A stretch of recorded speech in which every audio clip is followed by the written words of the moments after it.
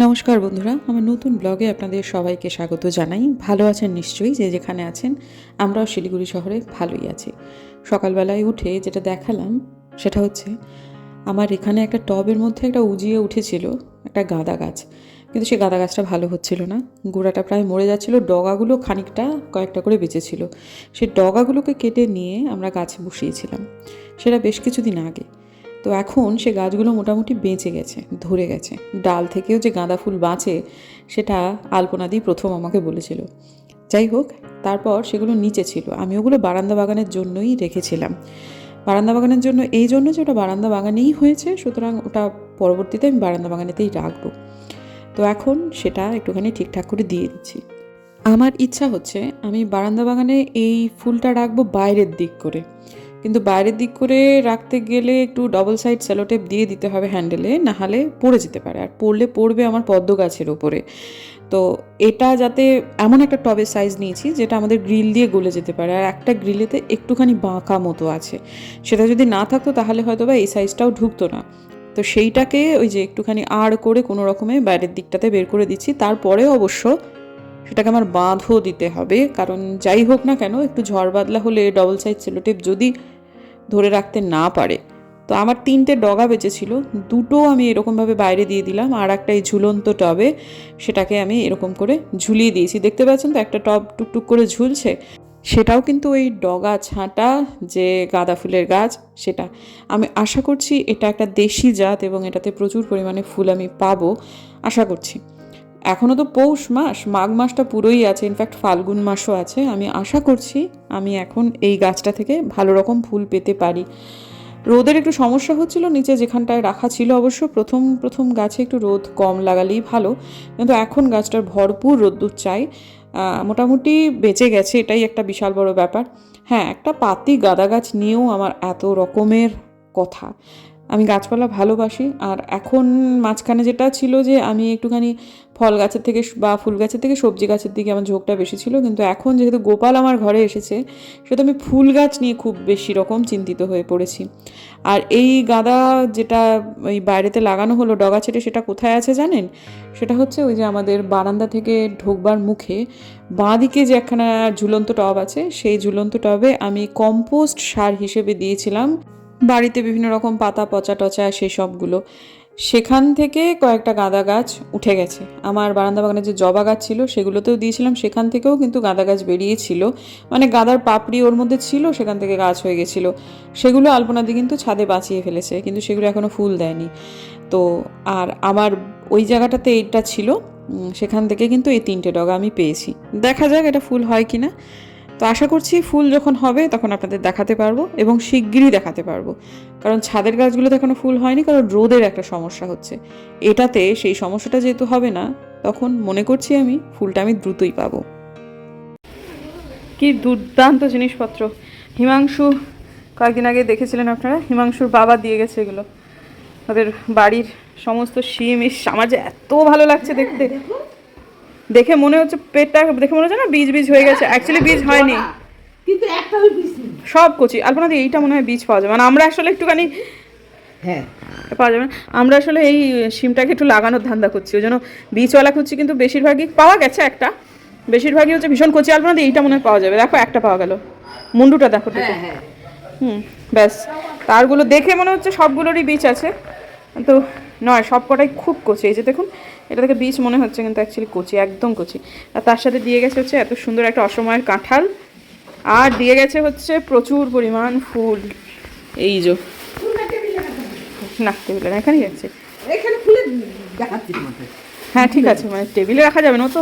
খাবার টেবিল তো, হ্যাঁ সেই, মাছ মাংস সবই খাওয়া হয়, ভালোই তো ফুলগুলো বেশ হ্যাঁ খুব সুন্দর। লোকাল তো, এগুলো এরকমই হবে, হাইব্রিডের। এইগুলোই গাড়লে তবে ফুল হবে, জানো? ফুল হয়। হ্যাঁ, তাহলে এটা একটু শুকিয়ে রেখে দাও না আপনাদের। রাখবো তো, দেখবো কোনটা কালো হয়েছে। আমাদের 20 নম্বর ওয়ার্ডের তো ওয়ার্ড উৎসব কালকে শেষ হয়ে গেছে। আর 20 নম্বর ওয়ার্ডে যেটা করেছে, যে ছাদ বাগান, বারান্দা বাগান বা এমনি বাগান যাদের আছে খুব ভালোভাবে, তাদেরকে বিভিন্নভাবে প্রাইজ দিয়েছে। তা সেটাতে আলপনাদি হয়ে গেছে প্রচণ্ড উদ্বুদ্ধ, যদিও আমাদের বাড়িটা 18 নম্বরে, কিন্তু তাতে করে আলপনাদিকে এখন রোখা যাচ্ছে না। আলপনাদি এখন পারলে ছাদ বাগানে পেয়ারা গাছ লাগায়, হেনা গাছ, তেনা গাছ, অনেক কিছু করে। তা আমরা একটু প্রতিহত করছি যে এখনই নয়, একটু রয়েস হয়ে ব্যাপারগুলোকে করতে হবে। ছাদটা ক্লিন করার জন্য এই এক কথা আর বলতে ইচ্ছে করে না, যাই হোক ঠিক আছে। কিন্তু তিনি আজকে একটা কীর্তি করেছেন, যেটা সে বেশি করতালি করে সব সময়ই করে থাকে। সেটা হচ্ছে যে সে গ্যাসে জিনিসপত্র চাপিয়ে দিয়ে এদিক ওদিক করে। হ্যাঁ ঠিক আছে, সে না হয় ঝোল ফুটছে, কম আঁচে কমিয়ে দিয়ে একটু ঢাকা দিয়ে, সে না হয় একটু কেউ এলো দরজা খুলে দিল, সেগুলো সব সংসারেই হয়। কিন্তু তেল চাপিয়ে দিয়ে একটু পান খাচ্ছে, একটু শ্বশুরমশাইকে একটু এ করছে, এদিক ওদিক করছে। তো আজকে যেটা হয়েছে, ওপরে এসেছে তখন আমি একটা কথা বলতে যাচ্ছি, তো হঠাৎ করে বলছে আমি তেল বসিয়ে দিয়ে এসেছি, আর ওপরে এসেছে। এরকম কাণ্ড এর আগেও করেছে। তখন ভুম্বাদ একটা কি বললো, সেটা দাঁড়িয়ে দাঁড়িয়ে শুনলো। তা আমার না কি মনে হলো যে না, বলছে আমি একেবারে সিম করে দিয়ে এসেছি, আর অনেকটা তেল, আলু ভাজবে। তা ঠিক আছে, তাও কী যেন মনে হলো, পেছন পেছন গেলাম, গিয়ে দেখছি সিমে তো সে করেইনি, মনের ভুলে দাউ দাউ করে জ্বলছে এবং পুরো ঘর ধোঁয়া হয়ে গেছে, আর বোধহয় কয়েক সেকেন্ডের মধ্যে তেলে আগুন লেগে যেত। তা আমি বললাম কোনো দিন আসি না, দেখলে তো আজকে আমি এলাম, কেন জানি না এলাম। একটা বিপদ হতে হতে আজকে হলো না।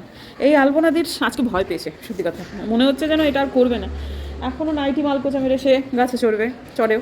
এই যে পেছনের যে আমাদের অনেকেই দেখেছেন বোধহয়, এই যে এখানে একটা পেয়ারা গাছ ছিল পেছনে, সেটা এই কোমর পর্যন্ত, এই পর্যন্ত সে এইরকম করে ঢুকে ঢুকে টেনে টেনে সে পেয়ারা পারবে। মাঝখানে একটা বিপদ হয়ে গেল পাড়ায়, একজন ভদ্রমহিলা পড়ে মারা গেলেন এই গাছে জল দিতে গিয়েই তিনি হলো। তারপর থেকে আমার শ্বশুরমশাই কোনো রিস্ক নেননি, জাস্ট কোনো কিচ্ছু না, একটা গাছে পোকা ধরেছিল, সেটা ডালটা কেটে দিলেই হতো, কিন্তু সেই ছুতোয় উনি সম্পূর্ণ গাছটাকেই কেটে দিলেন। এই যেটা দেখছেন সেটা হচ্ছে শিউলি গাছ, সেটাও উপরে ছাদেই ছিল, ওটাকে নিচে নিয়ে পাঠিয়ে দেওয়া হয়েছে এই আলপনাদির ইয়েতে। যাই হোক, আমার পদ্ম গাছগুলো আবার কবে জেগে উঠবে সে আশায় আছি, ভাল লাগছে না, অনেকদিন পদ্ম ছাড়া আছে। আমি একটু বেরোবো, red bell paper, yellow bell paper এগুলো একটু কিনতে হবে। আর পনির আমি যা দেখছি বাড়িতে তৈরি করার থেকে কেনা পনির অনেক সস্তা পড়ছে, আর সস্তা পড়ছে, পরিশ্রম সাধ্য অনেক কম। ব্যাপারটাকে যত সিম্পল করা যায় আসলে, হ্যাঁ বাড়িতে তৈরি করে নিলে সব থেকে ভালো হয়, কিন্তু অনেক বেশি তামঝাম করছে। তা যাবো, বেরোবো একটুখানি। অনেক দিন পর বাজার যাচ্ছি মনে করে, বাজারের একখানা ব্যাগ হাতে নিয়ে। বরের সময় একটু রাগারাগি চলছে, দেখে নিশ্চয়ই বুঝতে পারছেন মুখটা। আর এই শুধু বাবার সঙ্গে খালি ঝগড়া করে, মানে শুধু না হলেও কিছু কিছু ঝগড়া কিন্তু এড়ানোই যায়। এই লোকটা দুটোই সমান। তা যাই হোক ঠিক আছে, আপাতত বেরিয়ে গেলাম টুকটুক করে হাঁটতে হাঁটতে। আমি প্রথমে এই জায়গাটা প্রথমে দেখাই, এটাতে কালকেই আপনারা তো গান শুনছিলেন, ঠিক এই জায়গাটাতেই ছিল হচ্ছে মঞ্চ, এবং কত আয়োজন দেখুন। এখন শুধু আলপনাটা ছাড়া সেরকম বিশেষ কিচ্ছু অবশিষ্ট নেই, সবটুকু খুলে নিয়েছে, মানে খুবই তৎপরতার সাথে। তো আমি না এই রাস্তাটা ধরে ভেবেছিলাম সুভাষপল্লী বাজারে যাব। তারপর মনে হলো আমার শ্বশুরমশাই কয়েকটা জিনিস কিনতে দিয়েছেন এবং আমাকেও কয়েকটা জিনিস কিনতে হবে, সেই জন্য আমার মোটাদার দোকানে যেতে হবে, অর্থাৎ একদম হাতি মোড়ে। তাই জন্য এই একটা খুব ছোট্ট একটা গলি ধরলাম। আমি এই গলিটাতে সম্ভবত এর আগে কোনোদিনও ব্লগ করিনি। সুভাষপল্লীর মধ্যেখানেই একটা গলি, একদম দেখে হয়তো বা আপনারা বুঝতেই পারছেন, একদম সরু একটা গলি। দেখে মনে হচ্ছিল না মানে গলিটা চোরা গলি, একটা বাড়িতে গিয়ে বন্ধ হয়ে যাচ্ছে, কিন্তু সেটা নয়। এই যে একদম ভীষণ সরু একটা কিন্তু আশপাশে যে মানুষদের বাড়ি তারা প্রত্যেকে খুব সম্পন্ন পরিবার কিন্তু, হ্যাঁ, কিন্তু এদের এই জায়গাটা ভীষণই ন্যারো। তা ঠিক আছে, এখন এটাতে আমি সোজাসুজি বেরোবো হচ্ছে একদম ওই আয়ুর্বেদ ভবন মোড়টা, সেখানটাতে, যেটা এখন আমার বাঁ হাতে, সেটা কিন্তু একটা খুব ভালো ফ্ল্যাট। দিনের বেলায় হলে আলোর কোনো সমস্যা হয় না এখানটাতে। তো এই যে একদম পড়ে গেলাম আমাদের বাড়ি থেকে সোজা যে রাস্তাটা, সেই রাস্তাতেই। এই সামনেই হচ্ছে যে মিয় মোড়ে, তারপরে ওই আয়ুর্বেদ ভবন মোড়, যেখান থেকে আমরা সাধারণত অটোগুলো বা টোটোগুলো পাই, এতটা পর্যন্ত আমাদের হেঁটেই আসতে হয়। তো সেখানে মোটাদার দোকানে গেলাম, তারপর পাতা চা কিনলাম। তারপর না আমার একটা টুপুরের জন্য মাথার মুকুট রূপোর কেনার খুব ইচ্ছা ছিল। তো একটা র্যান্ডম দোকানে ঢুকে পড়লাম। দোকানটা এমনি রূপোর জিনিসপত্র ভালোই রাখে, কিন্তু ওদের কাছে এই একটা ছাড়া আর তেমন কোনো অপশন নেই। আর ওরা নিজেরা রূপোর কাজটা করে না, ওরা শুধু সোনার কাজ করে, তাই জন্য আর পেলাম না। তাই একটা দেখে একটাই নিতে হবে এমনটা আমার মনে হলো না, তাই জন্য ওখান থেকে বেরিয়ে যা হোক এদিক ওদিক করে পাখির জন্য খাবার কিনলাম। সবজির দোকানে যা কিনতে এসেছিলাম সেটা মোটামুটি নিলাম, দশকর্মা ভাণ্ডারে ছিল একটু কাজ, সেটাও নিলাম। ফল টল কিনে টিনে নিয়ে মোটামুটি প্রায় 6.5 কিলো হাতে হয়ে গেল আমার ওজন। সেটা নিয়ে এবার আমি টুকটুক করে হাঁটতে হাঁটতে যাচ্ছি হচ্ছে বাড়ির উদ্দেশ্যে। এখন দেখুন ছোট্ট ছোট্ট জিনিসপত্র আমরা কিন্তু অতটা ধর্তব্যে আনি না, জানেন তো। এই যে যেমন আমাদের বাড়ি থেকে আজকে এই যে পুরো চক্করটা কাটলাম, এটাতে আমার 60 টাকা বাঁচলো, বা রিক্সায় ধরলে সেটা 70 টাকা। সেটাও যেমন একটা ছোট্ট ছোট্ট থেকে খরচ বাঁচানো, আর তেমনই যেমন ধরুন আমি যদি 3বার করে আমার বাড়ি থেকে এই সুভাষপল্লী বাজার হাঁটা করি, তাহলে কিন্তু আমার 10,000 স্টেপ কমপ্লিট হয়ে যাবে, জানেন তো। অথচ এটাকে ভাবতেই পারি না আমি যে ওই এখান থেকে এইটুকু কতটুকু আর হবে। কিন্তু না বন্ধুরা, এই যে ছোট্ট ছোট্ট করে দূরত্ব অতিক্রম করেই কিন্তু অনেকটা পার হয়ে আসা যায়। আমরা আসলে এই ছোটো জিনিসগুলোকে কোনো ধর্তব্যে আনি না, তো তাই বুঝতে পারি না। তো যাই হোক, বাড়িতে আসার পর আলপনা দিয়ে 1 কাপ চা দিয়েছিল, খুব ভালো লাগলো। আর তারপর এই পাখির খাবারটা কিনে এনেছি, এই কিছুদিন আগে কিনেছিলাম জানেন, সব খেয়ে শেষ করে যা, যতটা না পাখিরা খায় তার থেকে বেশি খগেন দেখায়। তা ঠিক আছে, খেলেই হলো, তাই না। তো এখন এখানটাতে একটুখানি ঢেলে দিই। আমার খুব ভালো লাগে এই যে এটা, কিন্তু আজকে দেখলাম একটা অদ্ভুত ব্যাপার, এটা এত দ্রুততার সাথে পড়তো না, যে দেখুন পুরোটাই যেন মনে হচ্ছে যেন নেমে যাচ্ছে। তা না, এটাতে না একটা কাগজ গুজে দিতে হবে আমার, এবার মনে হচ্ছে ব্যাপারটা কেন এটা হচ্ছে এবার কে জানে। তো যাই হোক, ঠিক আছে, এবার তাড়াতাড়ি করে ওটাকে টাঙিয়ে দিই, না টাঙিয়ে দিলে এটা পুরোটাই পড়ে যাবে এখানে। তো ঠিক আছে, আপাতত এই যে এখানে টাঙিয়ে দিলাম, দিয়ে তারপর যেটুকু বেঁচেছে, কারণ একবারে কিন্তু 1 কিলো এখানে আটে না, আর যেহেতু একটু আড় হয়ে ঝুলে আছে তাই জন্য ওটা এমনিতেই আটকানোটা মানে ওই পড়াটা বন্ধ হয়ে গেল। তো এই বাকি যেটুকু আছে সেটুকু আমি যথাস্থানে রেখে দেবো।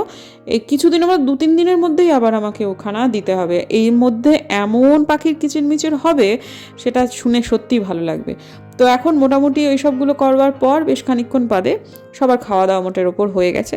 এরপর আমি সবটুকু আমার রান্নাঘর গুটিয়ে নিলাম। আজকে আমার হাজব্যান্ড একদম তাড়াতাড়ি খেয়ে নিয়েছেন, এবং এরপরে আমি একটা কাজ বেশ কিছুদিন থেকে করছি, কিন্তু হয়ে উঠছে না। সেটা হচ্ছে এই যে ভাঁড়গুলো না একটু চোটে মতো গেছে। হ্যাঁ, এই জিনিসটা অতটাও ভালো লাগছে না আমার। যেদিন প্রথম কিনেছিলাম সেদিনকেই আমার এক সাবস্ক্রাইবার বোন, শ্রীলা ওর নাম, ও দিল্লিতে থাকে। ও আমাকে, না সরি, দিল্লিতে না, আহমেদাবাদে থাকে। তো ও আমাকে বলেছিল যে দিদি তুমি না এগুলোতে রং করে দিও। ওদের বাড়িতেও এরকম ভাঁড় ওরা ব্যবহার করে, সেটা ওরা সবসময় হলুদ রং করে নেয়। তো বলছে যে মা লক্ষ্মীর জন্য হলুদ রং, মানে টাকাটাকে আমরা মা লক্ষ্মী হিসেবেই ধরি। বলছে দিদি তুমি না হলুদ রং করে দিও। আর তেমন কোনো কারণ নেই, ওদের পারিবারিক প্রথা, যেহেতু ওর মা বাঙালি, বাবা হিন্দিভাষী, তা ওদের ঠাকুমা পিসি এরা সবাই এটাকে হলুদ রং করেই নেয়। তা তখন আমি বললাম ঠিক আছে, ওর কথা শুনে আমার সত্যিই ভালো লেগেছে। ও বলেছিল যে সাদাতে করবে আর হলুদে করবে, ওদের বাড়িতে সেরকম একটা বিশেষ কে যেন একটা ব্যাপার আছে। ও আমাকে না খোলসা করে বলেনি, আমি আসলে ওটা জিজ্ঞেস করিনি, সেই জন্যই। এবার জিজ্ঞেস করলেও নিশ্চয়ই আমাকে বলবে আর কি, মানে উপযাচক হয়ে অনেকটাই আমাকে বলেছে।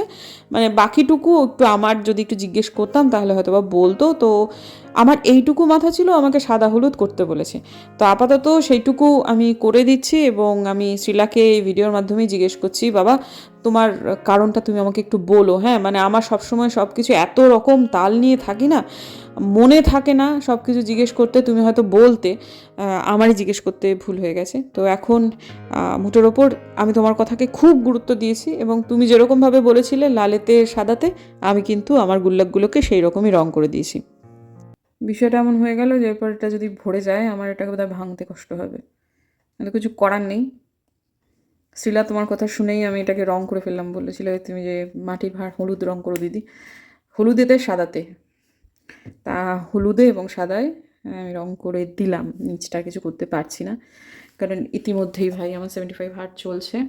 আমার তাড়াতাড়ি ঘুমানো উচিত। অন্য দিনের থেকে আজকে অনেক বেশি দেরি হয়ে গেল। দেখুন বাইরের পোশাকটাও এখন আমি ছাড়িনি।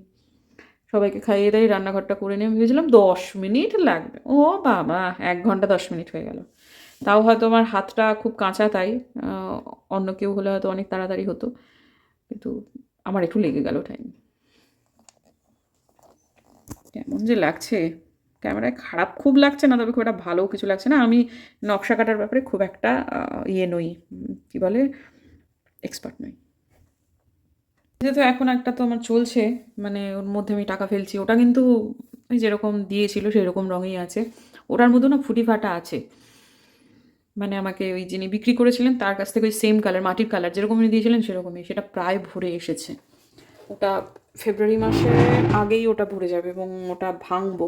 যেদিন ভাঙবো সেদিনকে আপনাদেরকে নিয়েই ভাঙবো। আমার খুব খুব আনন্দ হবে সেদিনকে, মানে যেদিন একটা গুল্লাক অন্তত বা যেটাকে ভাঁড় বলে সেটা অন্তত ভাঙতে পারবো। কারণ কয়েনটা তো, ওটার নামই আমি দিয়েছি কালের গর্ভ, ওটা তো ভরেই না, আর ওটার সাইজটা অনেকটাই বড়।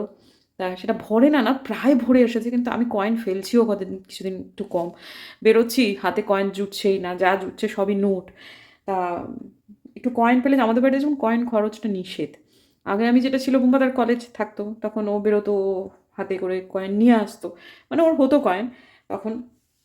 এখন আমার ওই যেটুকু বেরোনো, বুম্বাদা তো কমই বেরোচ্ছে, তো কাজেই আমি কয়েনটার আশা ছেড়ে দিয়েছি। এখন আমার এই যে প্রত্যেক দিন, আজকেই যেরকম ধরুন আমার যাতায়াত সব মিলে 60 টাকা বেঁচেছে আজকে। তাছাড়াও আমি বিভিন্ন সময়ে খুটখাট খুটখাট পয়সা বাঁচাই বিভিন্নভাবে, সেগুলো সব আমি ওই ছোটো ভাঁড়গুলোতে ফেলি। তো সেটা তো সামান্য ছোটো ভাঁড়, কতটুকুই বা তার ধারণ ক্ষমতা, সেটা প্রায় ভরে এসেছে। বেশ স্ট্রাগল করতে হচ্ছে তার ভেতরে কোনো কিছু টাকা ভরতে। তো এখনও যেহেতু স্ট্রাগল করে হলেও ভরে ফেলতে পারছি। দেখুন 30 টাকা করে এগুলো নিয়েছে দাম। আমি মাঝে মাঝে নিজেকে মনে করি আমি কি খুব কৃপণ হয়ে যাচ্ছি। 30 টাকা নিয়েছে, সেটা ভাঙতে আমার বুকটা ফেটে যাচ্ছে। ওটা তো বিশেষ ডিজাইন কিছু করার নেই, হ্যাঁ, তাও ঠেসে ঠেসে ওটার মধ্যেই ভরছি। আর ওটা ডিসেম্বর থেকে করছি না, ডিসেম্বরের শুরু থেকেই ওটাকে ভরছি, যে এখন তো প্রায় 1.5 মাস হয়ে গেল, এইটুকু একটা কুটকু ভাঁড়, তা ওটা ভরবে না, প্রায় ভরে এসেছে। তা দেখি ওটা এর মধ্যেই চেষ্টা করব যতদিন পর্যন্ত ওটাকে ঢোকানো যায়, তারপর ওটা ভাঙবো। দেখি কত বাঁচাতে পারলাম এই 1.5 মাসে, বা হয়তো বা 2 মাসে, জানুয়ারিটা দেখি কাটাতে পারি কিনা। তো এইগুলো ভাই ভাঙতে গিয়ে আমার প্রাণের ভেতর একদম ফেটে যাবে। কারণ 30 টাকার শোকে নয়, এতক্ষণ ধরে এত কিছু করলাম সেটার শোকে। কিন্তু তাও ঠিক আছে, ভরে গেলে করতে হবে। কালকে আমার দুপুরে স্কুল যাবে, শুয়ে পড়েছে সবাই। অন্যদিন বুম্বাদা অনেক পরে শুয়ে, আজকে বুম্বাদা শুয়ে পড়েছে। সবার লাড্ডা গুড্ডু আমি হলাম এটা করতে গিয়ে। করতে ভালো লাগে তো, যার ফলে পারি না, ঠিক কথা, হয়তো বা প্র্যাকটিসটা নেই, সেই জন্যই হয়তো বা পারি না। কিন্তু রং তুলি ধরলে খুব মজা লাগে, তখন মনে হয় না আরেকটু করি এরকম। তা যার ফলে তো কী হয়েছে, আমি প্রথমে ভেবেছিলাম যে বেস কালেক্টটা করেই আজকে আমি চলে যাবো শুতে। তারপর মনে হলো করেইছি যখন, ধরেইছি যখন, বেশ শ্রীলা তো বেশ অনেকদিন থেকেই বলছে আজকে যখন ধরেছি তখন করেই ফেলি।